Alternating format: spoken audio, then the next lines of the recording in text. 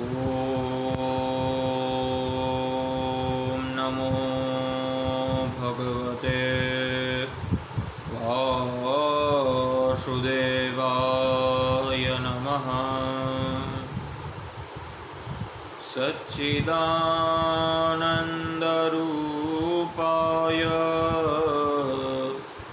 विश्वोत्पत्त्यादिहेतवे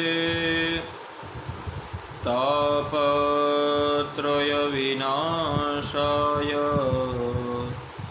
श्रीकृष्णाय वयं नुमः। हरे कृष्ण कृष्ण कृष्ण हरे हरे, हरे राम राम राम हरे हरे। कृष्णं नारायणं वन्दे, कृष्णं वन्दे व्रजप्रियं, कृष्णं द्वैपायनौ वन्दे, कृष्णं वन्दे पृथासुतम्।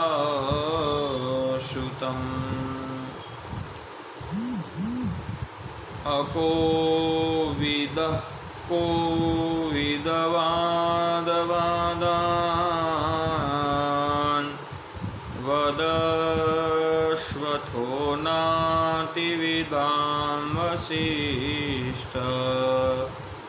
न सूरयो हि व्यवहारमेन ततवावशोर्न सहमामनन्ति।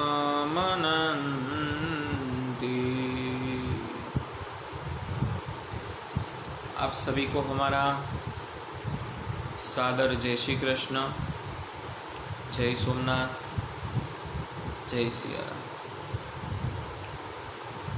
आप सभी अपने अपने घरों में खुश होंगे, स्वस्थ होंगे,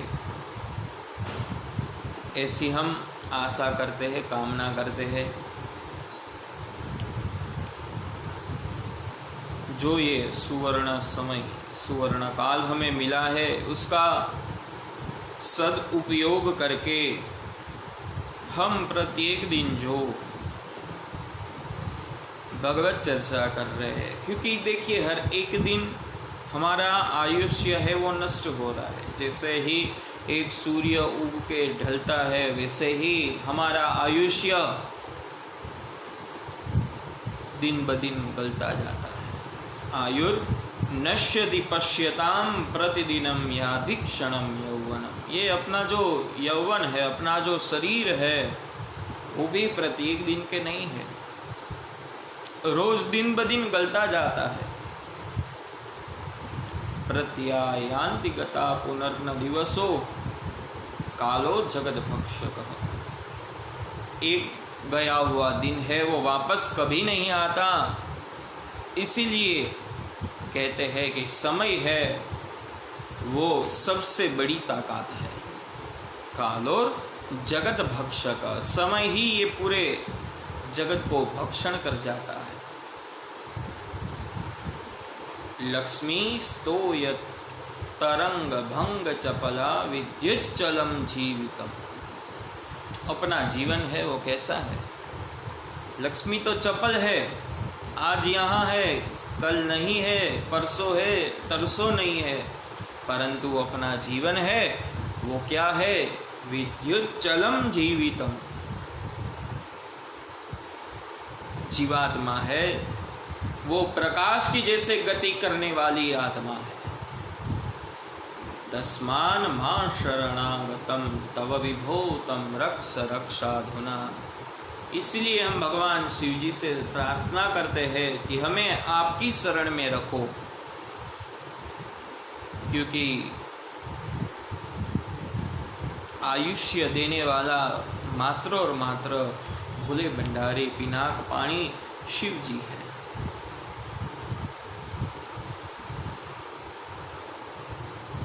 कल हमने देखा था साक्षात माता जगदम्बा ने भरत जी का रक्षण किया और सभी जो भिल जाति के कबीले वाले थे सबको माता ने दर्शन दिया और सबकी इच्छाओं को पूर्ण किया।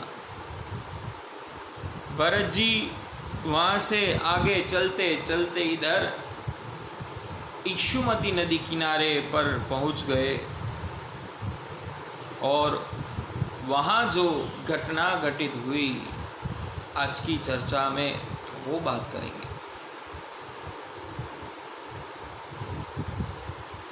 सिंधु शौवीर देश का राजा राहुगण अपने सत्संग करने के लिए भगवान कपिल महाराज के आश्रम में जा रहा था। तो पहले के समय में 4 व्हीलर तो नहीं था, इसलिए अपनी सवारी राजा पालकी में जा रहे थे।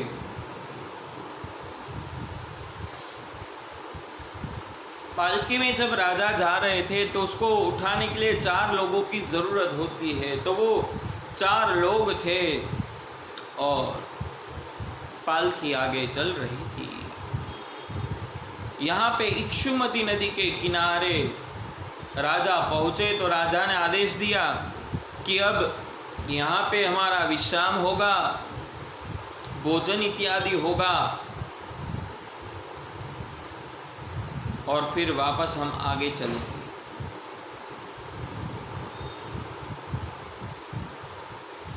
सबने वहाँ पे आराम किया थोड़ा,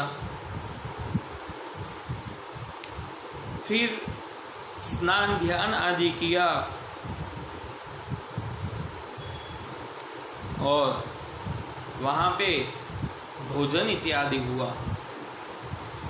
तब जो पालकी उठाने वाले 4 लोग थे उसमें से एक भाग गया।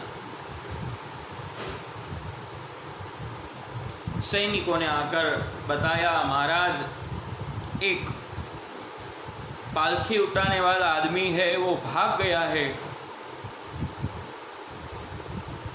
राजा रजोगुणी था, उसको क्रोध आया और कहा ये जंगल में कहीं पे भी उसको ढूंढो और अगर वो ना मिले तो उसके स्थान पे जो भी पहला तुमको मिले उसको लेके आना। जंगल में बहुत ढूंढा परंतु कहीं पे भी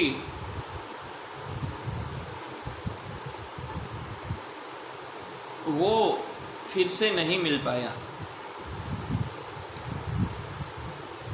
परंतु महाराज का आदेश था कि जो भी पहला मिले उसको भी ले लेना। तो इक्षुमती नदी के किनारे तो महाराज भरत जी भी थे। तो सैनिकों ने देखा कि ये तगड़ा सा मोटा आदमी है, ये पालकी उठाने के लिए अच्छा काम आएगा, चलो इसको साथ ले लेते हैं, राजा भी खुश हो जाएंगे। और इतने में ही भरत महाराज को साथ में ले चले। कोई भी कार्य में भरत जी की ना तो थी ही नहीं, उसके साथ चल दिए।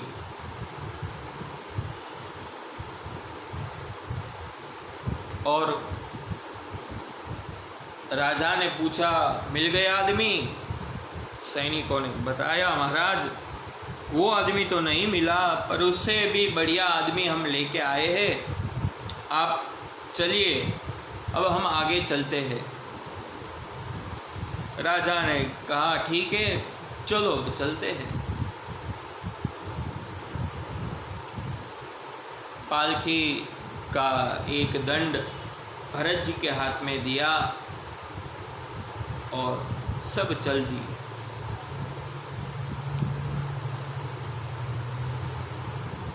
अब प्रश्न ये था, भरत जी कभी पाप नहीं करते थे।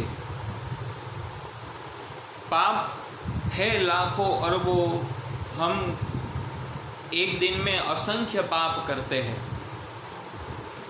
परंतु पाप होने के 3 प्रकार हैं, कायिक, वाचिक और मानसिक। मानसिक पाप ना हो इसलिए भरत जी सदैव मन में प्रभु का स्मरण करते थे। कायिक यानी काया से, वाचिक यानी बोलने से, और मानसिक यानी बुरा सुनने से, सोचने से। अगर बुरा सोचेंगे नहीं तो बुरा कर्म नहीं होगा, तो पाप नहीं लगेगा। मानसिक पाप ना हो इसलिए भरत जी हमेशा भगवान का चिंतन करते थे मन में। वाचिक पाप ना हो इसलिए भरत जी मौन व्रत धारण करते थे।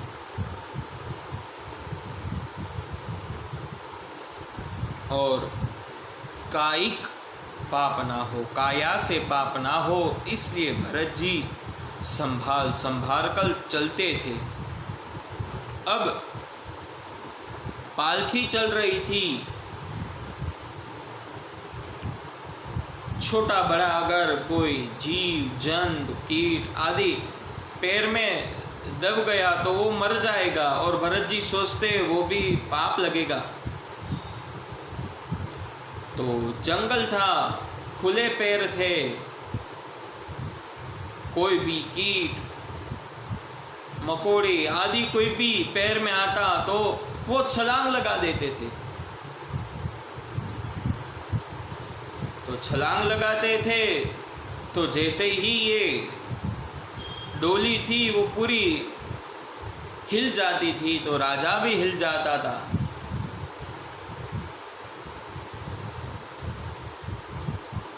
राजा ने एक बार समझाया, अरे आप क्या डोली चलाना भूल गए हैं सब? बाकी के तीनों ने कहा, महाराज हम तो कुछ नहीं कर रहे, पर ये नया जो आदमी आया है वो छलांग लगा रहा है, हम तो नहीं लगा रहे हैं। तब भरत जी को महाराज ने कहा, अरे तुम सीधे चलो वरना मैं तुम्हें सजा दूंगा। वापस डोली चली। डोली चलने के बाद वापस उसी तरह पे कीट मकोड़ी इत्यादि को देखते तो भरत जी छलांग लगा देते थे। अब बड़ी सी छलांग लगाने से हाथ में जो दंड था वो छूट गया और महाराज राहुगण के मस्तक में जाके वो दंड लगा।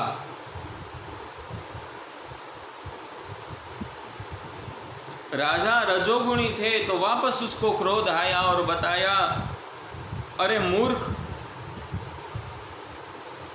तू इंसान है या जानवर है? तुझे कुछ समझ नहीं आता क्या?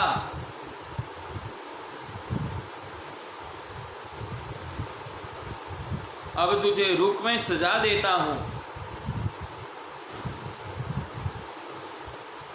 इतना कहकर महाराज राहुगण ने भरत जी को मारना शुरू कर दिया। थोड़ी देर हुई, मारा, पर भरत जी के मन में एक ही ख्याल आया,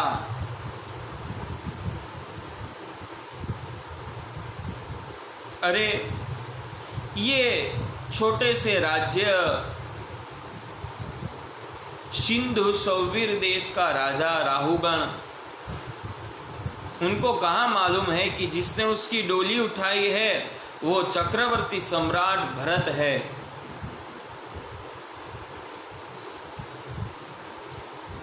परंतु वापस भरत जी सोचते हैं कि यही संपत्ति और विपत्ति आदि तो एक माया का रूप है, माया का ये सारा रूप है, इसको त्याग देना ही अच्छा है। परंतु वापस भरत जी सोचते हैं, जैसे एक पिता अपने पुत्र को कंधे पर बिठाता है, उसी तरह मैंने भी ये राजा को अपने कंधे पर बिठाया है, तो मुझे इसको सच्चा ज्ञान देना ही होगा। वैसे तो मैं किसी के साथ बोलता नहीं हूं, परंतु मुझे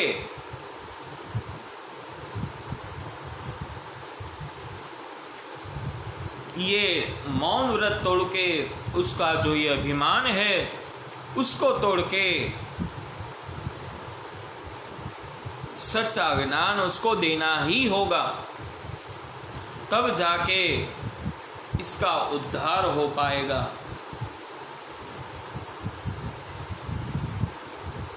एक पिता जैसे अपने पुत्र को ज्ञान, सच्चा ज्ञान देते हैं, वैसे ही मुझे भी इसको सच्चा ज्ञान देना होगा।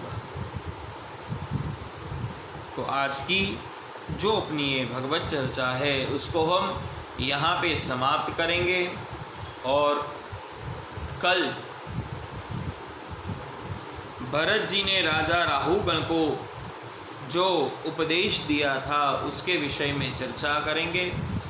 तब तक के लिए आप सभी को जय श्री कृष्ण, जय सोमनाथ जी, जय सिया राम। सभी अपने अपने घरों में रहिए, खुश रहिए, स्टे होम, स्टे सेफ। जय सोमनाथ जी, नमस्कार अस्तु।